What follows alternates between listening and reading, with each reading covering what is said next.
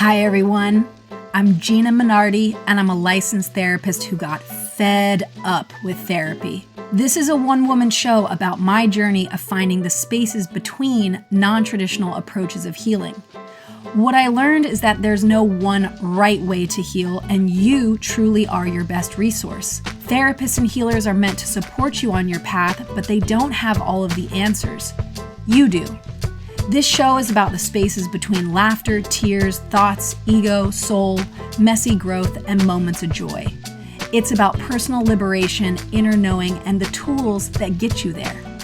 I will cover topics that make many of us uncomfortable and interviewing people who are willing to go there.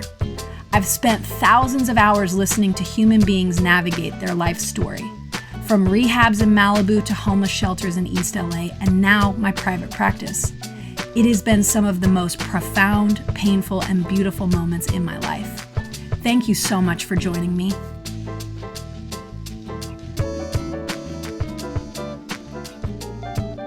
Hello, everyone, and welcome back to Spaces Between.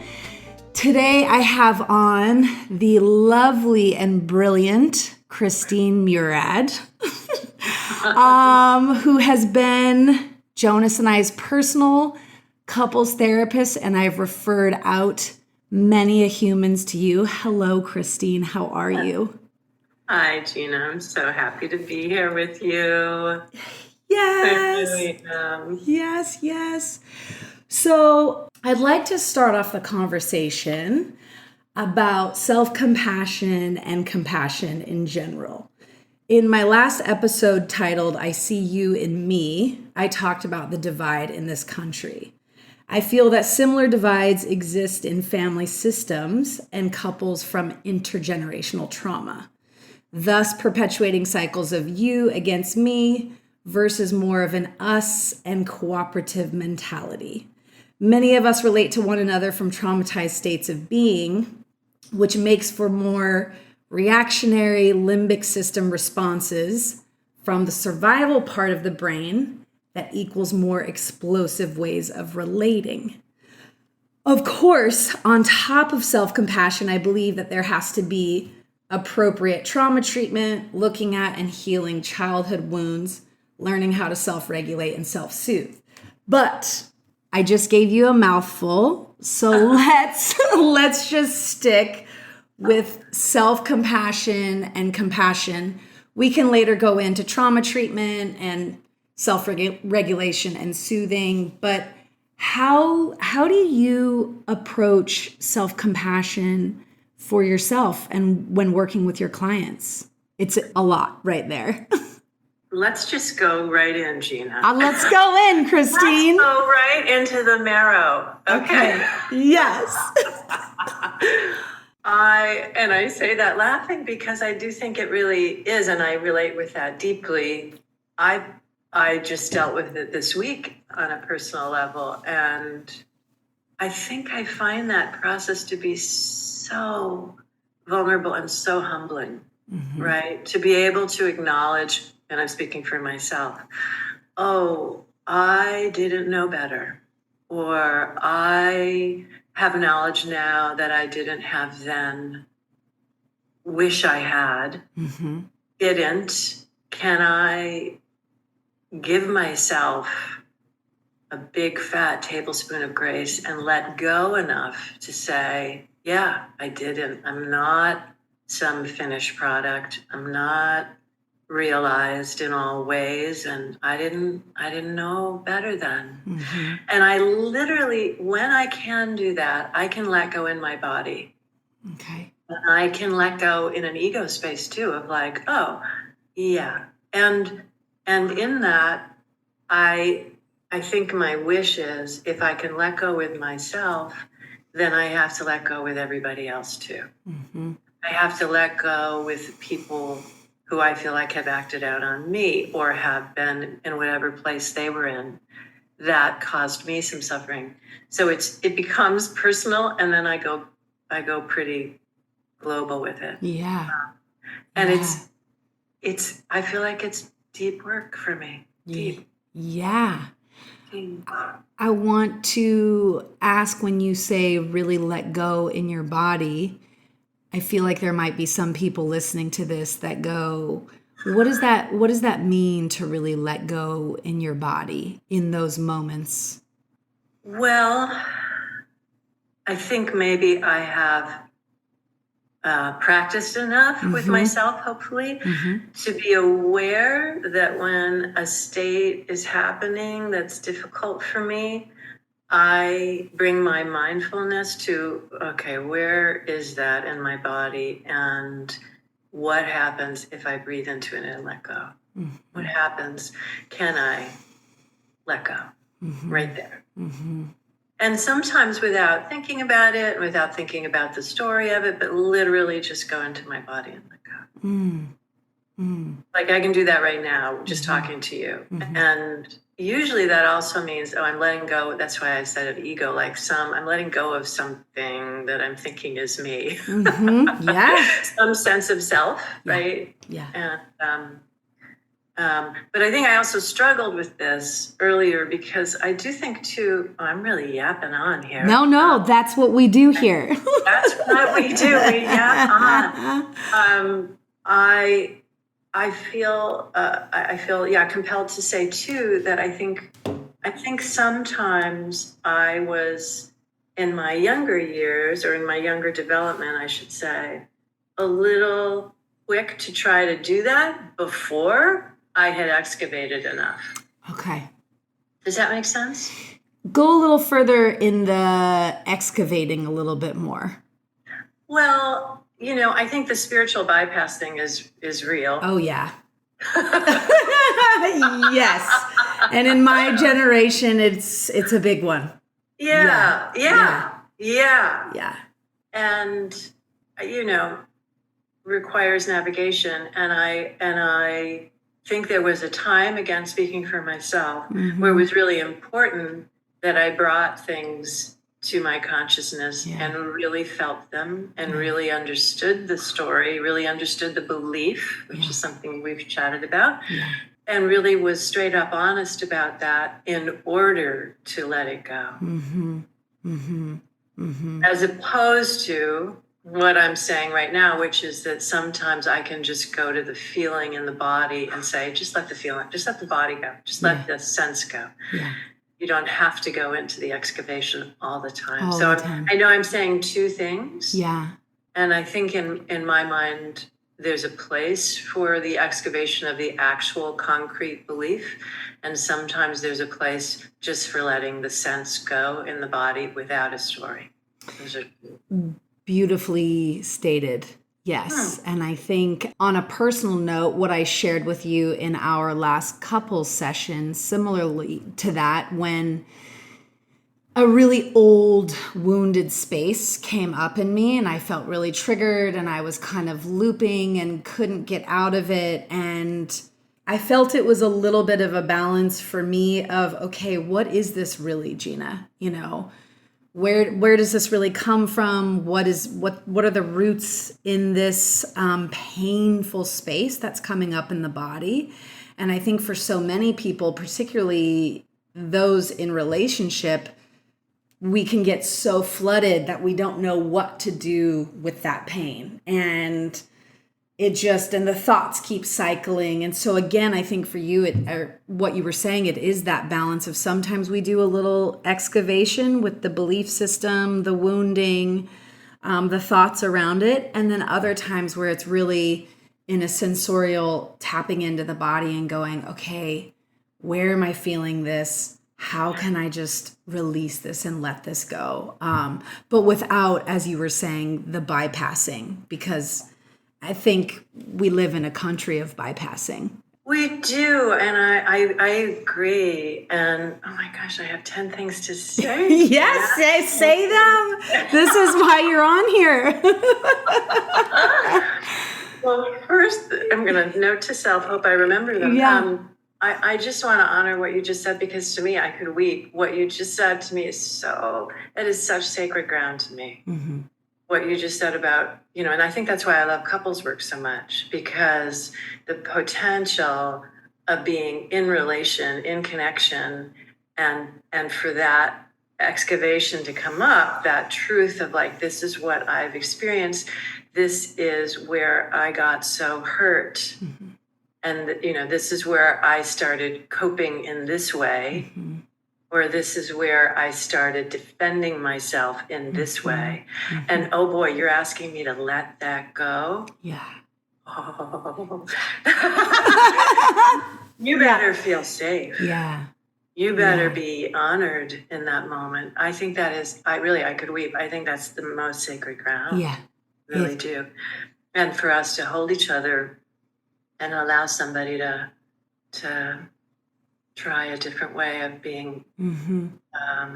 present Mm-hmm. and a different way of being alive is, and also very exciting for me, right? That somebody can take that expansive risk and leap and breathe a little bigger. So that's the beauty and the power to me of couples work. Yeah, Jonas and I talked about after our last session together, you said something to me which it's those nuggets that get buried deep in the soul when you said, you know, you each have an opportunity to pivot.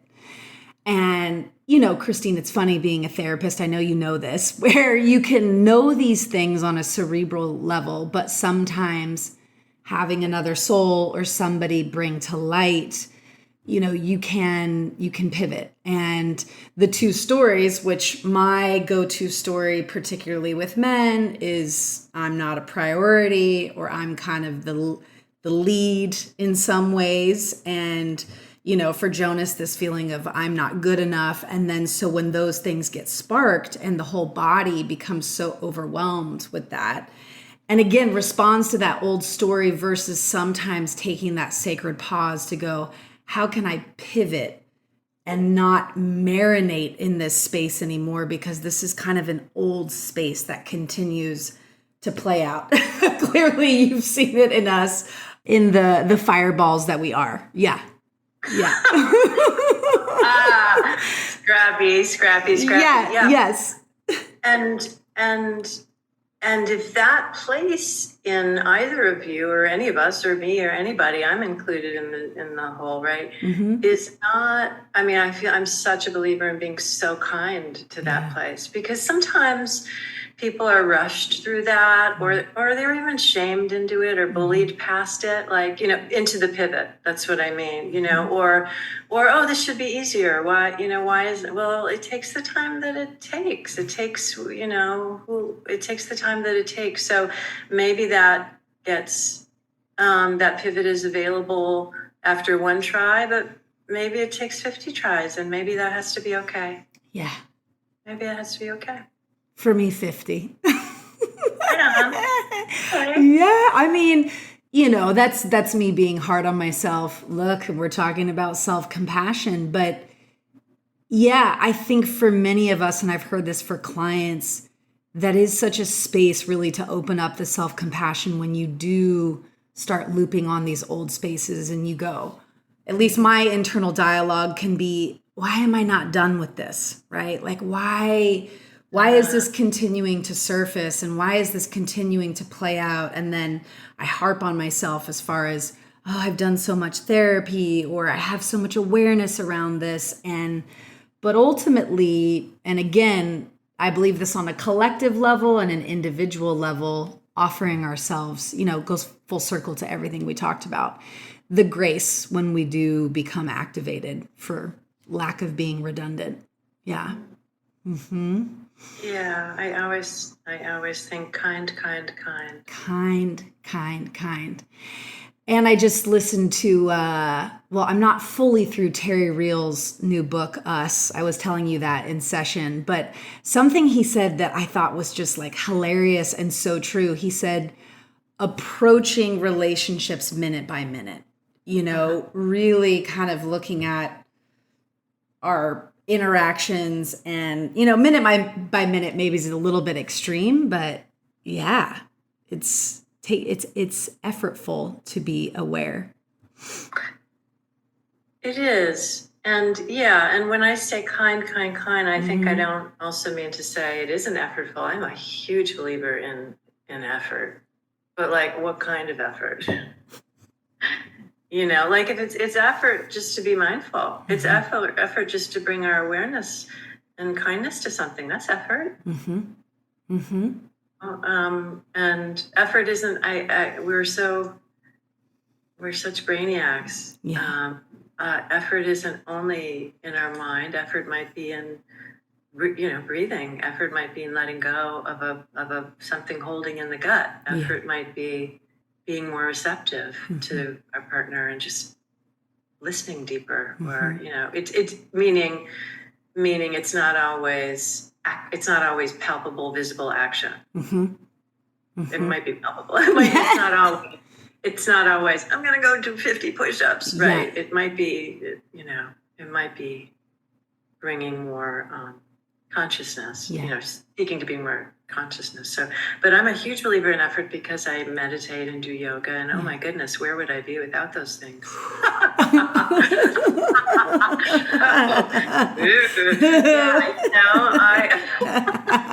I'd be a hot mess. Yeah. Me too. Me too. So I'm such a believer in habits. Yeah. What we do for to organize ourselves and balance ourselves. Myself. Yeah. And good habits in a relationship, which brings me to, because I'm always curious, because you're such a wizard as a couples therapist, truly. And all my friends, we all talk about it. We're like, man, Christine just gets in there and she has this beautiful way of, it never feels, even if there's moments where it's like, oh man, is she going to side with Jonas? It never feels like that. And you're so attentive to hearing us and reflecting. But I would love to talk about, because I think it's important for people to hear in couples work, what are you looking for and how do you, because again, I've had friends ask me like, what's Christine's, and my belief is you work from your heart and your soul. That's like, I would say outside of anything clinical, that's really where you're the most magical, truly, because it's felt. It's a felt experience. And Jonas will say that in the session, that you're really there with us, which I don't think all therapists have that capacity. But going into the more theoretical, how you orient yourself and what you look for in couples, again, that's kind of a lot, but how do you get in there, Christine? Well, you said really lovely things. Thank you. Oh boy. Well, I guess I'm resisting a little bit getting too labely with stuff. Okay. I've had training in EFT, which I appreciate a lot. I've had some training in Gottman, which I appreciate a lot. Done, I don't know. I have various, right? Yeah. And certainly doing EMDR has been highly influential for me. The understanding, the effectiveness for lots of people with EMDR, the process of EMDR, right, and of trauma. So what am I looking for? I'm looking for safety. I'm looking to create safety in the room. I'm looking to create individual safety. I'm looking to help people clarify communication, respectful communication. So not suppressive and not at all. I think people need to get angry. I think people need to I heard a therapist say once they never let people get angry in the room. And I thought, oh gosh. Oh God. I don't believe in that. No. I think we all struggle often with how do we get angry and not slice somebody up. But, so that's worth working on. But I'm looking to help the couple, and this is to say a couple that's chosen to be in a committed relationship. Sometimes people come into therapy and they're still defining whether they're going to stay in this container or not, right? And that's a different thing to hold. But if we're talking about a couple that's already in a defined container and they've agreed on that, it's, in a way, how do we take that commitment and move it and help it move forward? Because that is the call for us as humans, isn't it? That we keep moving forward. Yes. And we get stuck developmentally, right? Or there's some unfinished business or whatever that is. And how, as an individual, is that addressed? And how can the container of the couple hold that growth for both people and move it forward? Does that make sense? It does make sense. Yeah. Because we're not in the, whoever we are at the beginning might not be where we are at this point. So who are we now? Yep. How can we address anything that's unaddressed, either between the couple or in the individual? So that may be past trauma. Yep. And that may be relational issues. How do we get safe again? How do we find what we love about one another again?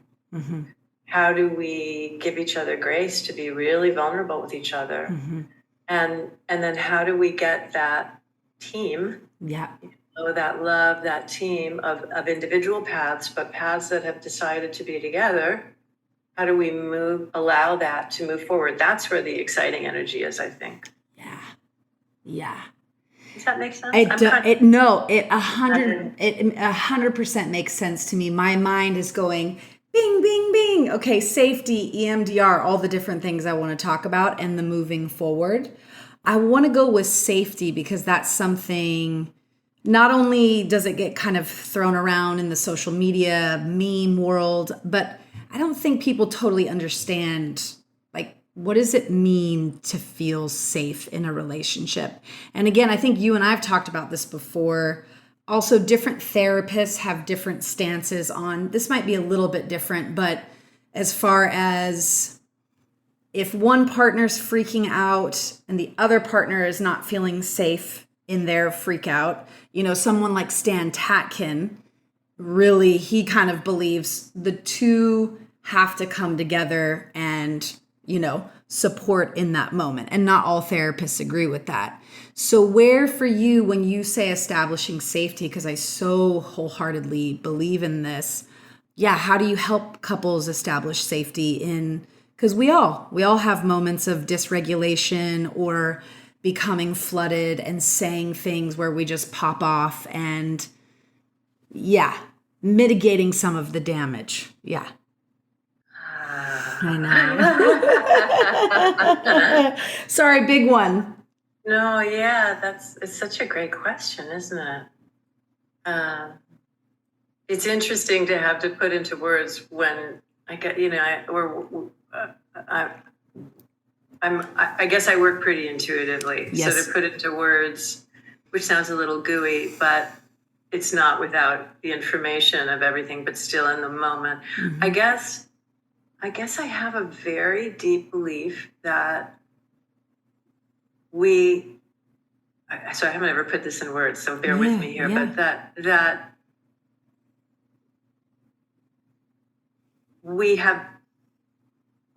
come into the world with however we come into the world, but there are so many environmental influences that create a lack of safety in our emotional selves, in our perhaps our sexual selves, our identities, any number of levels, right? And we get these messages that in order to stay connected and attached, so we haven't even talked about attachment, which is so core to me. Right? Yeah. So I didn't list that with the other thing, which is so interesting because I'm just completely wired for attachment, right? That I do really believe that we are born attached. We are born to attach. Our fulfillment is to be in our full selves and to be connected into the long. in our true selves, in our full selves and true selves. And that doesn't mean we're going to get people's approval. We're certainly not going to get everybody's approval. But we need to connect and belong to feel whole, I believe. Okay. I believe. So what's getting in the way? And so referring back to developmental, either family of origin or within the relationship, what's getting in the way of my experience of myself and life and my ability to be close to you? And some people find that, oh, guess what? We don't belong together. And maybe that's okay. I mean, in fact, that has to be okay. But is there a potential of being my fully expressed self and respectful to the other, and being in development, being growing, being imperfect, with woundings in process, and also lovable as I am. That's a profound state to feel, isn't it? Yeah, it is. It is. And maybe you are on the other side of another person who's just working their program. Yeah. So circling back to what you said about safety, I guess I think that creating a sense of very deep empathy for oneself and for the other can produce a profound sense of safety. Oh yeah. Oh, I mean, everything that you just said. I mean, I'm tearing up and feeling all of the things, because it's it, and I think, feeling safe. And to your point also, I mean, I love, as particularly being pregnant right now and having a little baby boy brewing. When you think about that umbilical cord and the attachment and just coming out into the world and in that beginning stage being so dependent on survival from your parents and that attachment and that secure attachment, which I maybe kind of segues us into, let's talk about attachment. And because I do believe in couples work, looking at family of origin and attachment styles are so, it's profound and has to be part of it. So would you talk a little bit about that and your approach with, because sometimes my clients go, okay, Gina, I know my attachment style. And it doesn't seem to do shit in my relationship. Okay, I'm anxious or I'm avoidant. But for you, I'll just let you kind of rip and flow. Well, I remember when I first started to study attachment, and I was like, holy cow. And that was after I had become a mother.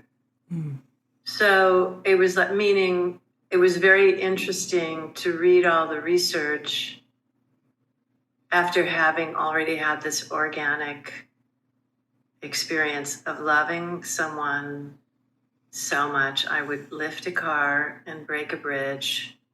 I would do anything out of love. I'm so excited for you. It's such a it was a deeply transformative experience for me to be a mom. And I'm getting teary. Yeah. And so I have a lived, very organistic experience of attachment, and then I have a real appreciation for all the research, and I loved really understanding John Bowlby's. If I understand it, I think I do. What I'm about to say, which is that his emphasis that it's not like a one and done. We are not islands. I really resisted the idea that we are these kind of separate beings who need to always self-soothe, and we just need to be in a little container. It's like, why does that feel wrong to me? Does that mean I'm codependent or something? No. We are mammals. And John Bowlby emphasized we never grow out of that desire or connection and being known by another and body to body and closeness. It's healthy. It's not pathological. I think that's just profound. And here you are in the deep state. You are in the deep state of that right the second, Gina. Not even having seen him yet, but he is surrounded by you. Yeah. And your voice, and Jonas's voice too, of course, and that is going into his cells, right, and his being and his auditory sense. It's already begun. It's a wild, beautiful, challenging, all the things experience, for sure. One of the most cosmic, for lack of better words, experiences. And again, brings me, kind of full circle back to the beginning of the conversation of, and I don't want to go into politics or any of that stuff, but again, looking at this country and divide, and because there's so much in the beginning, I think that we need to really be educated on as a society of how, the importance of the imprints on our children and secure attachment and attuned loving. And that's really a soul heart, even bypassing all the theories and all the whatnot. But it's so important. So, yeah. And that's just as you just described it, attunement, that's a felt sense. So again, right, like we can be so in our heads, like you just said, like people come up and say, I know my attachment style. And I find that some of the people that I work with, I don't know if you find this, particularly some of the younger folks, I think there's a bit of I don't know if it's TikTok, I don't know if it's Instagram, but there's kind of a bit of a quick fix. Yes. You find that? Oh, yeah.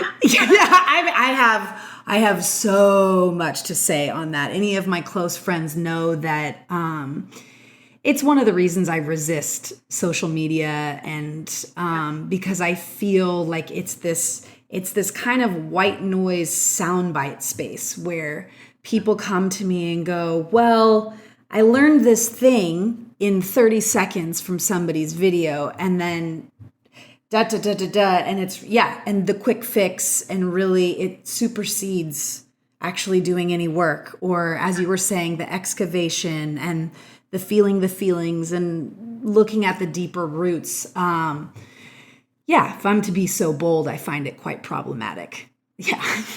I'm so glad that I'm not alone. Yeah. So you do. Yeah. Because why? Because you have because why? Why do I find it problematic? I think like many things in our society, it's like a fast food approach to healing. Yeah. And it becomes this really commodified experience, and there's a quickness to it. And there's a, for lack of better words, it just doesn't feel, again, this is maybe more my thoughts on social media, but authentic. And again, the digging in. So I find it problematic for so many reasons. I think it could be a whole episode together. Yeah. Yes. There's a lot there. Isn't there? Yeah, because I guess the last thing I want to say on that is, again, and maybe I kind of already said this, but it supersedes really feeling your feelings and the things that I believe in, the sacred pause, and sort of, as you were talking about earlier, developing really good habits and the effort, and not that everything is work and effort, but to a degree, yes. Yeah, if we really want to evolve our consciousness and the intimacy and depth of our relationships, I do believe it's effortful, and nothing about social media strikes that in me. Yes. But it's become quite the, this, with therapists. I mean, it's a whole, it's a whole thing. It's a whole, Yeah. it is a whole thing. This makes me want to ask you why you're a therapist. Whoa. I don't think I've ever had someone turn the table. I love it. Yes. Well,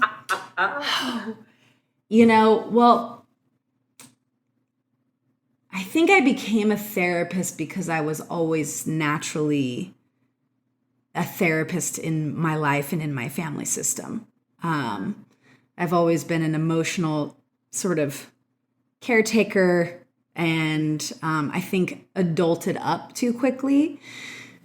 But then later, I think I've been so fascinated in growth and the self and consciousness and evolution, and particularly, after my mom passed at 17 and really getting this huge upheaval in my life. And, maybe some of the people listening to the podcast know this, and I remember I was teaching art to adults with developmental disabilities. I don't know if we say that anymore.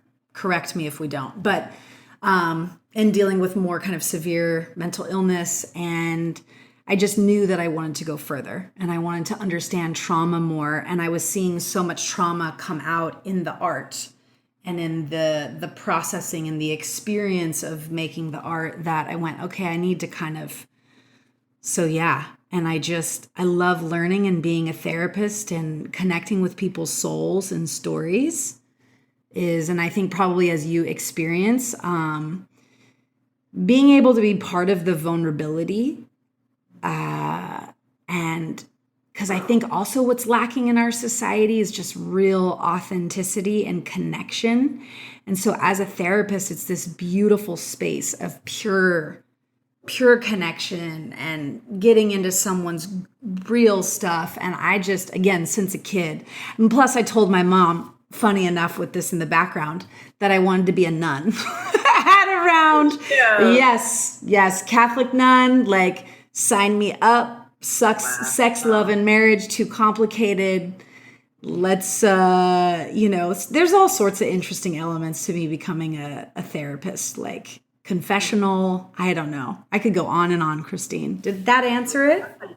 Yes, I love it. I love hearing all that. Yeah. I love it. That's behind your head.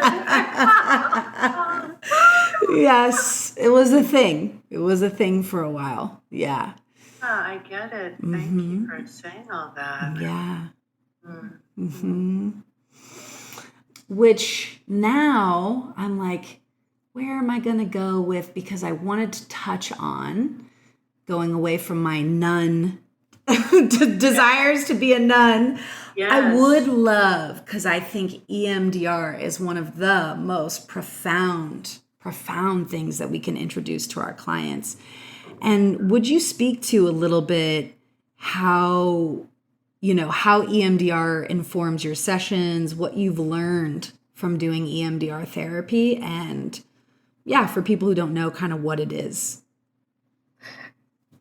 Oh. Again, a lot. Yeah. Yeah, no, that's okay. So for people who don't know what it is, it's a trauma processing experience that's quite grounded and has a structure, right?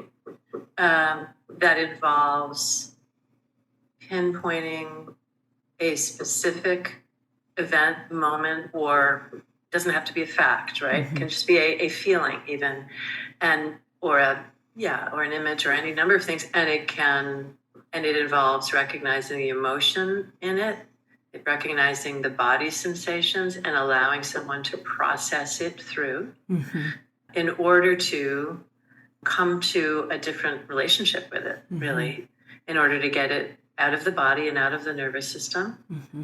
And in order to understand the belief that was at the base of it, that was potentially quite unconscious, and coming to a more present day understanding of the event and oneself and one's ability to be responsive, perhaps, in the present where one was not able to be in that moment. Oh, yeah. That's me kind of riffing. Do you have anything to add to that? I mean, I remember actually saying to Kim, who you Yeah. and I both know and deeply respect, and I said to her in a session, I go, Kim, I get it. I understand what EMDR does. And she goes, what? And I said, it opens your third eye. And I remember Kim just looking at me going, because she's so, not saying like she's so clinical, but I mean, she's so gifted as an EMDR therapist, truly. And I remember her saying, I get that, Gina. And I think my experience with it is everything that you just said. And it's creates a space for clients it's the ability to be with, right? And it's the ability to kind of reprogram a new story and the desensitizing of it. And when I say it opens up the third eye, I mean, I've truly witnessed and had full body goosebumps when I watch clients processing the insights that come. And they come from this space, for lack of plugging the title of my podcast, the space between. There's this space between the trauma and, this old kind of unconscious programming where there's like a ding. Oh, this is really what I feel about myself. This is really like, and it's not me going in and challenging distorted cognitions or trying to reframe, but it's just sometimes these light bulb, and there's this natural clearing, I guess I experience. Yeah, the last thing I'll say, I watched one client and it honestly felt like this kind of Alice in Wonderland. And I don't want to undermine EMDR at all, but almost it was like psychedelic. I mean, it was really where she was going. And both of us at the end of it, we just went, you know what? Wow. I don't know if you can speak to that, but it's otherworldly to me sometimes. Yeah. Yeah. I'm just pausing because I feel like the language that I used before was, just, as you had said, like, well, what about for somebody who doesn't know what it is? And that's kind of boots on the ground, what it is. But the actual process and experience can be, right. Just it is so I'm reaching for words here. Yeah. Well, one of the things that I guess the potential for it is so exciting to me is that because it goes underneath our egos, right? Yeah. It goes underneath, it has a potential of going underneath our conscious being or our conscious presentation of ourselves. And we don't know what we're carrying. We don't know what we're believing. And that process allows us to go right into it. Yeah. And it's so vulnerable potentially, and so revealing potentially, and so healing potentially. Yeah. Everything that you just said, it's profound. I think it's so interesting getting two therapists together, because I think a lot of our work is, as maybe you and I are finding in this conversation, there's sometimes not really the right words to articulate how it all unfolds. And, it's just, yes. So anyways, but I think we did a good job of what EMDR is. Well, I super appreciate the groundedness of frames, and, like hugely. Yeah.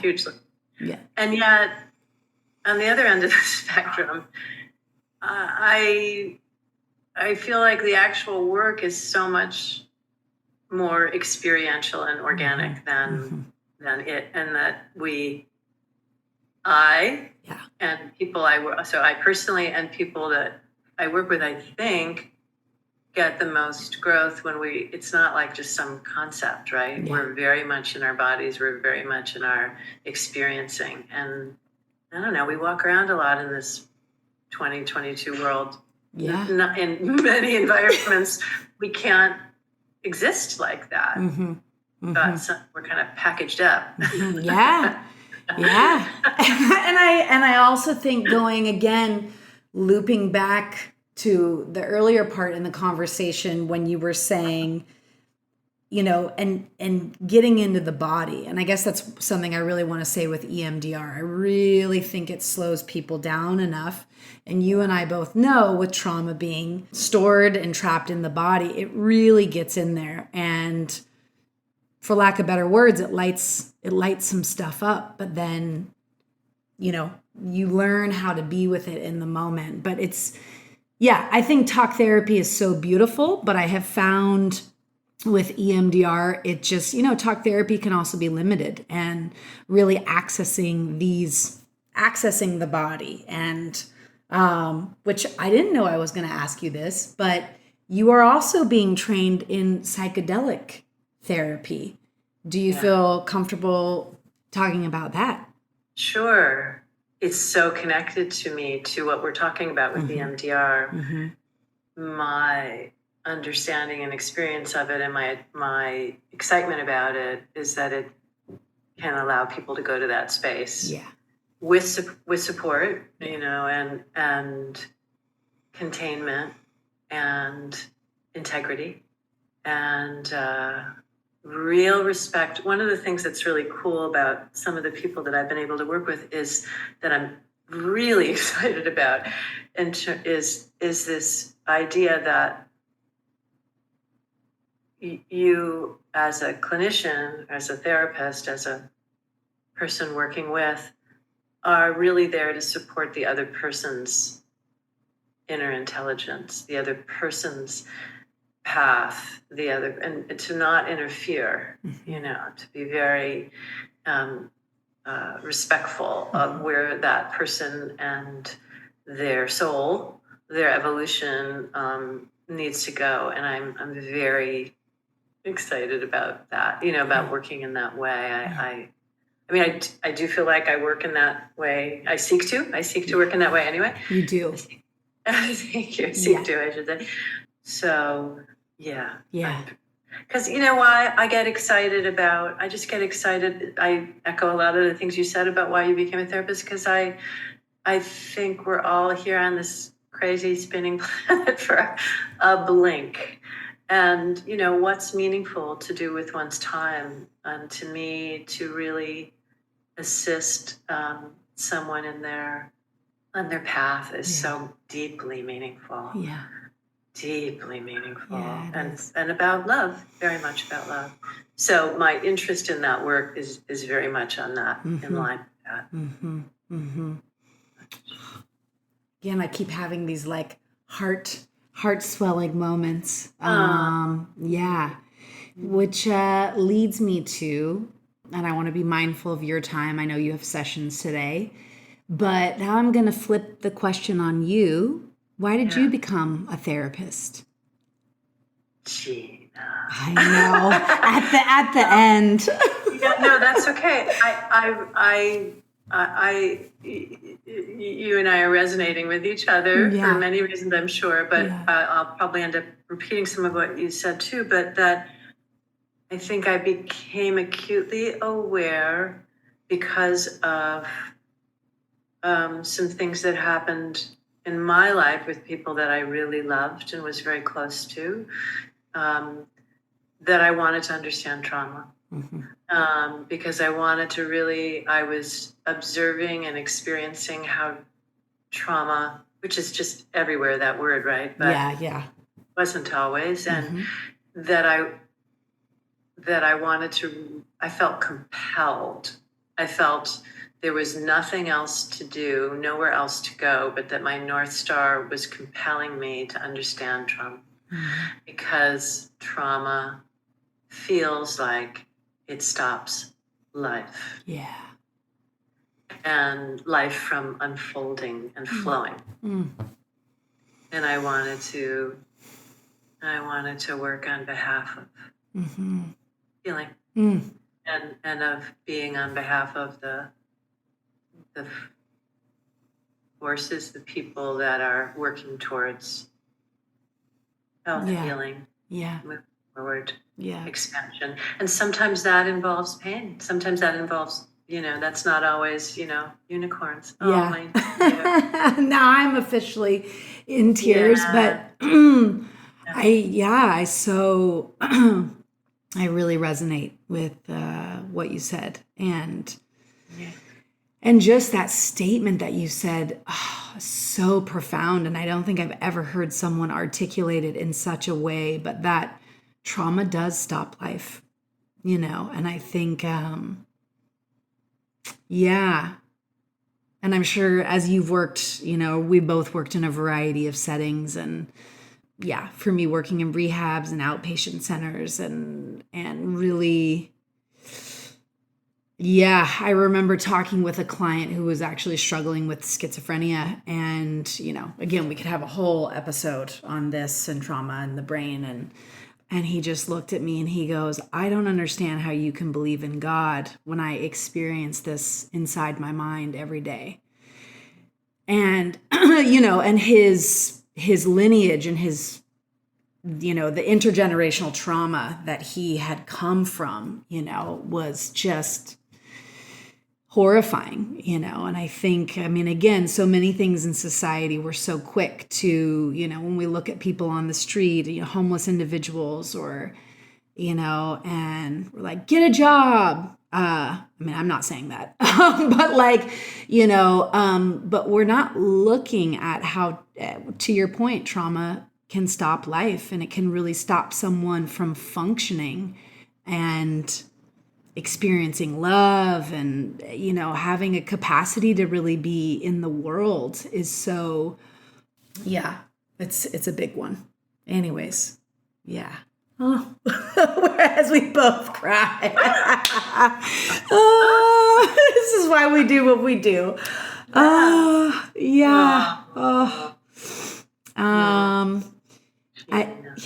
Christine. Oh, you're such a gift.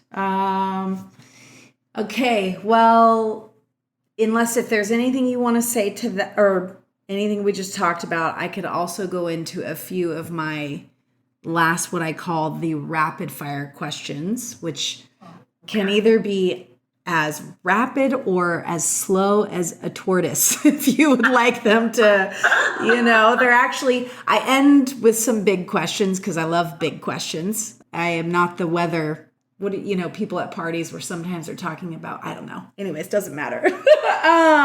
Okay, Christine, why do you think humans are here on this planet? This is a two-part question. And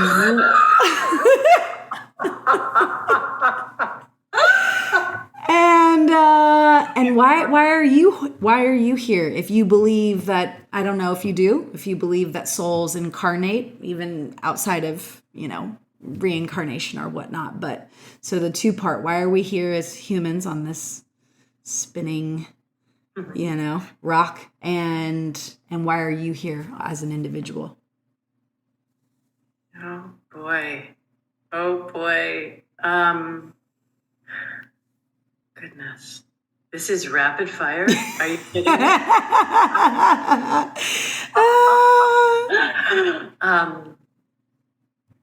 Well, I would say this is this is where I am now with that first part. This is where I've come to. Okay. Because I'm here now, and you know what I mean. Like I'm a developing person here, soul. I'm so aware of that, and but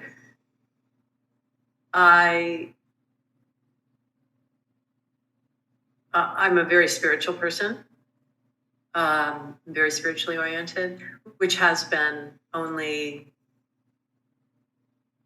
grown in my end of life experiences with individuals. And with psychedelic work as well, for sure. And with being a mother, for sure.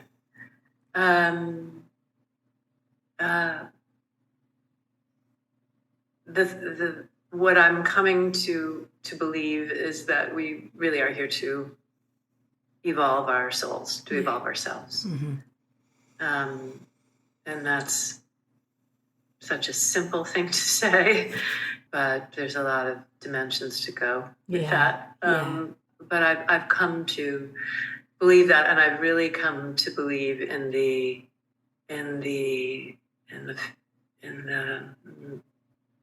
I'm not being rapid fire at all. That's okay. Like you don't need to be.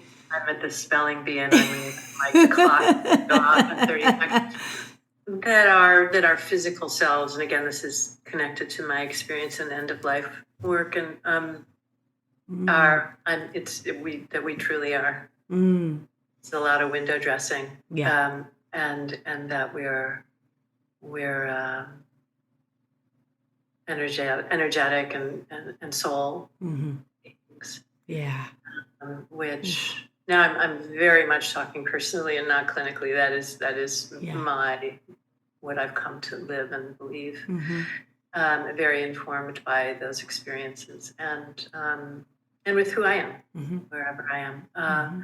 So that's part of that's been very clarified for me at this stage of my human life. So we're little droplets, I think. We're little droplets in a much larger mystery. And your second question is why I'm here? Yeah. Well, I would say for that, my own self-realization and certainly a personal belief is to be a form of love.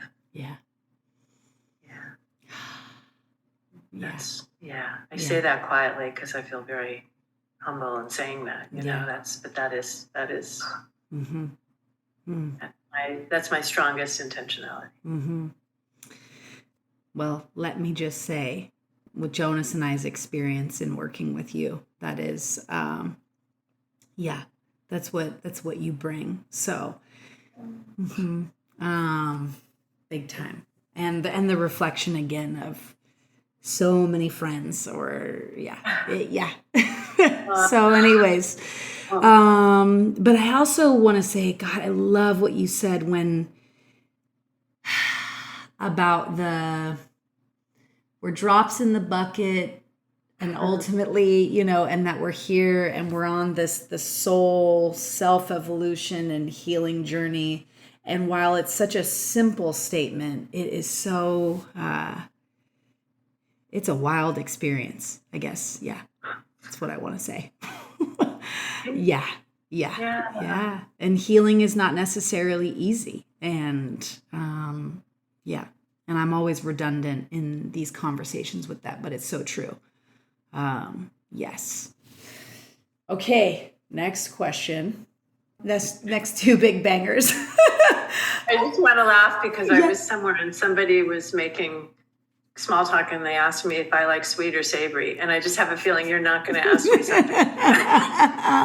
No, I used to ask people if they liked Beyonce or Rihanna in the beginning to get it a little bit woo, I'm a huge Beyonce fan. But then I just went, no, Gina, scrap that. So yes, no savory or sweet. Okay, so this one's a little bit lighter than the next one. This one is there...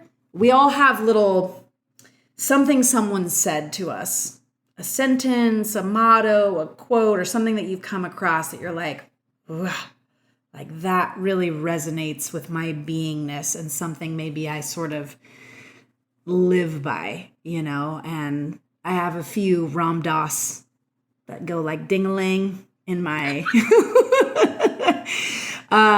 yes. So are there any for you? Yeah, I feel so quiet saying these things because they're so close to my heart. Yeah. Well, the first one that comes is along the lines of what we're already chatting about, which is make of yourself a light. And that comes to me, and that resonates for me not because everything is light, because there is so much pain, because there is so much confusion, because there is so much suffering. And me too, tripping through this and that, and it's such a painful state to be in. So again, this all feels very connected, because it feels like, well, if we've only got a second, and we don't know how long we're here, and it's so precious, that to me is like, that's a good use of time, so. Yeah, I mean, I could quote a lot of poems. I love poetry. So what else would be coming to me? I keep thinking of the word joy, because these are very profound, deep things we're saying. And I'm also so into joy, like as connected to what we're talking about, like, oh my gosh, if we just have a second on the planet, what is going to be just so delightful? I think it's so, and I've experienced very difficult things in life. And so again, this sort of preciousness of being here in these unwieldy packages, I'm such a fan of allowing as much joy as we can.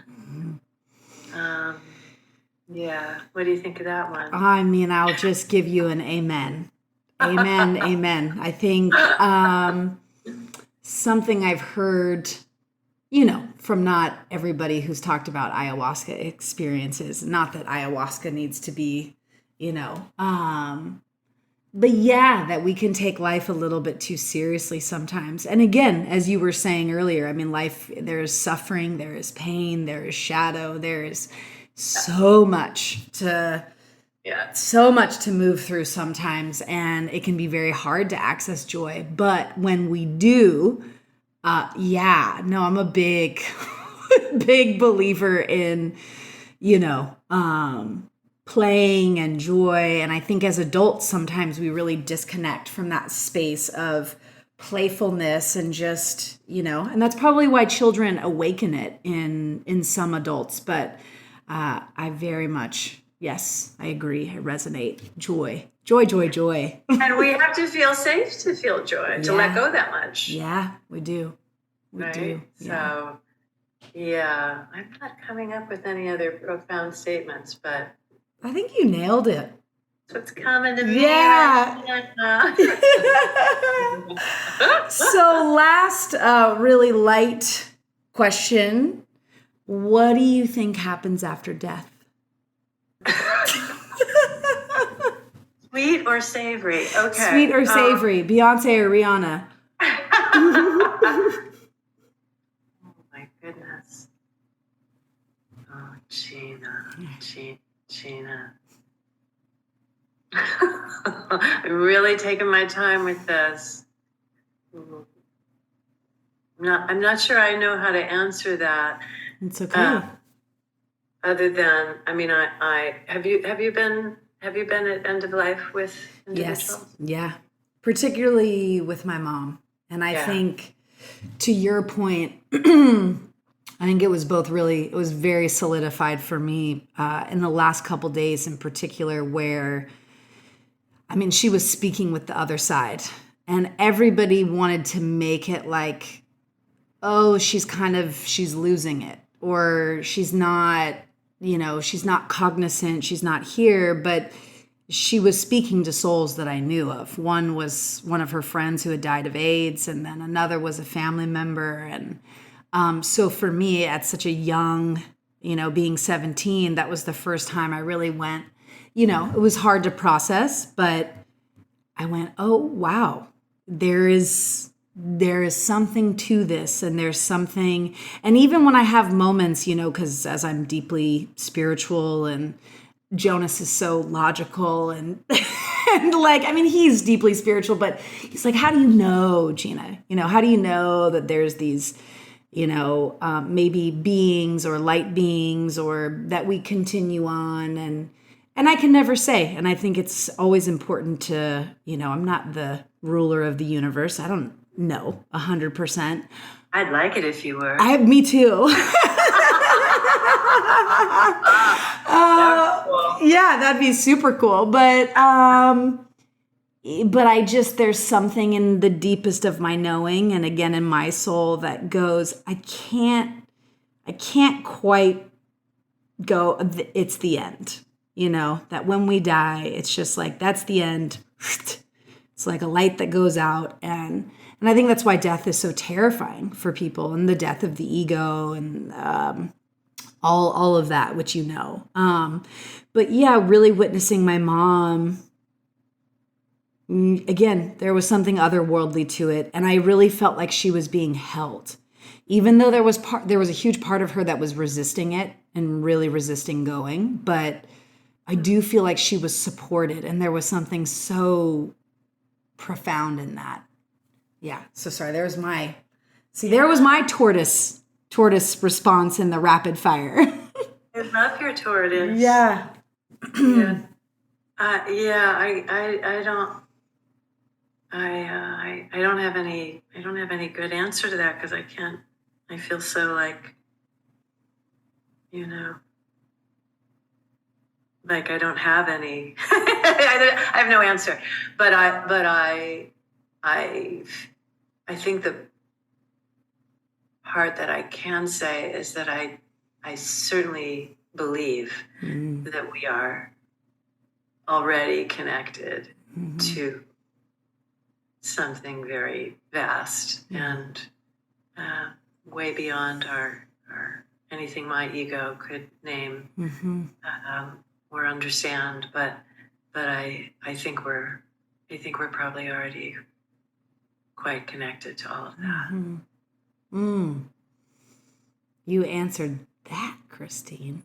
I mean, again, for me, it just like it hit this part in my, like that thing that's almost indescribable, that and something that I find is a real again, maybe going back to the beginning again of the conversation, a deficit that I feel in not only this country, I wouldn't say I don't want to just always harp on America, but that's part of my work with people is, and not pushing that on anybody or any of my clients, but yeah, the connecting to what is larger. And I think life can become so much more meaningful and rich when we connect to that space versus just, we're just humans making money and keeping our bodies looking good and ageless and all of the shit that's